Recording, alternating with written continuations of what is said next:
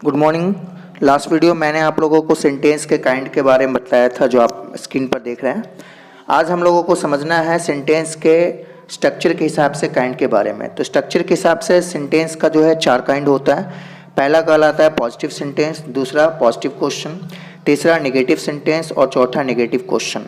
Positive sentence कहने का मतलब जो सेंटेंस यस में बोला जाता है उसको हम लोग पॉजिटिव सेंटेंस कहते हैं। पॉजिटिव क्वेश्चन यानी जो क्वेश्चन को यस में पूछा जाता है पॉजिटिव क्वेश्चन कहलाता है।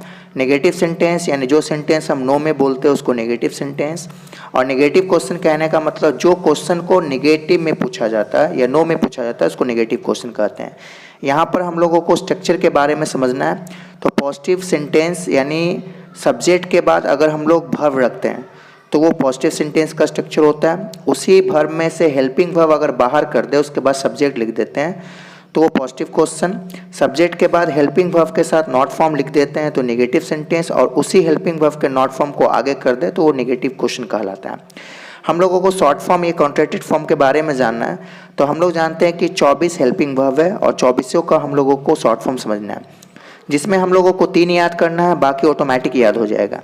जैसे आप लोगों को एम प्लस नॉट याद रखना है कि आंट होता है, सेल प्लस नॉट सांट होता है, विल प्लस नॉट वांट होता है, और बाकी सब सिंपल है। जैसे कैन प्लस नॉट कांट हो जाएगा, is plus not isn't, are plus not aren't, do plus not don't, does plus not doesn't इत्यादि। आगे हम लोगों को जानना है कि स्ट्रक्चर हम 3 चीज़ का बनाते हैं, फ्रेज का, टेंस का और वॉइस का। फ्रेज में able to, compel to, longing to, fond of, fed up with, in the habit और बहुत सारे होते हैं। टेंस में ध्यान रखना है कि हम लोगों को लगातार है simple present B1 B5, simple past B2, present continuous is am are B4, past continuous was were B4, present perfect has have B3, past perfect had B3।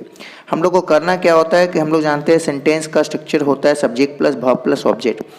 इसी में आगे अगर हम लोग सब्जेक्ट जोड़ देंगे और पीछे ऑब्जेक्ट तो वो टेंस का स्ट्रक्चर बन जाएगा। उसके बाद वॉइस में हम लोगों को ध्यान रखना है सिंपल प्रेजेंट का is am are B3, simple past was were B3, present continuous is am are being B3, past continuous was were being B3, present perfect has have been B3, past perfect had been B3। Voice का structure होता है subject plus verb plus by plus agent. तो आपको इसके पहले subject और इसके last में बाई प्लस एजेंट लगा देंगे तो वॉइस का स्ट्रक्चर बन जाएगा। इसके बाद हम लोग को एक एक करके चलना है एबल टू के बारे में। तो एबल टू कहने का मतलब योग्य होना, सक्षम होना या सकना। किसी भी स्ट्रक्चर का हम 3 फॉर्म बनाते हैं, प्रेजेंट फॉर्म, पास्ट फॉर्म और फ्यूचर फॉर्म। तो present form 4 structure, positive sentence, positive question, negative sentence, negative question. Positive sentence का स्ट्रक्चर हो गया subject plus is am are plus able to plus V1 plus object.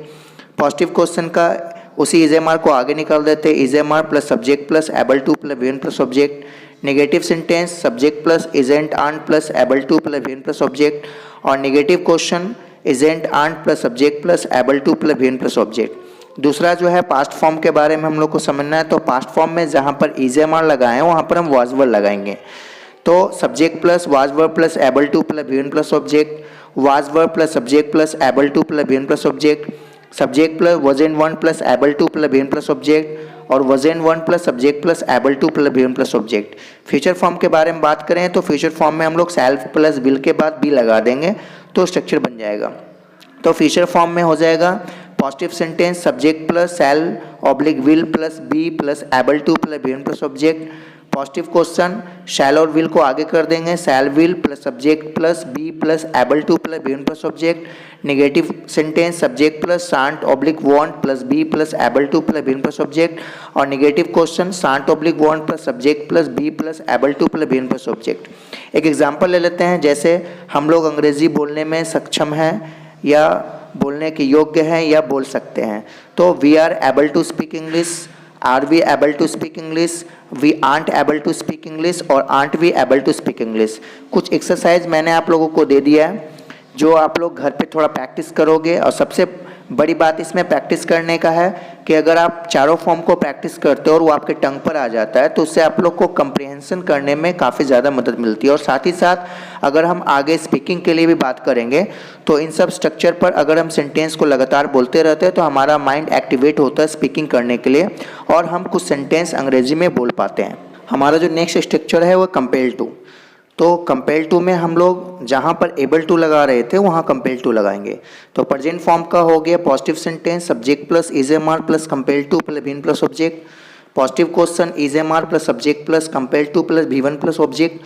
Negative sentence subject plus isn't आन plus compare to plus V one plus object. और negative question isn't आन plus subject plus compare to plus V one plus object. Past form करने के लिए was word का use करते हैं। तो positive sentence subject plus was were plus compare to plus V one plus object.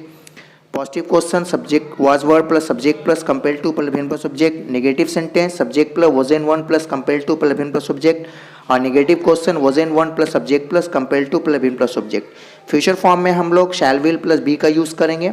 तो positive sentence का हो जाएगा subject plus shall will plus be plus compare to plus V one plus object.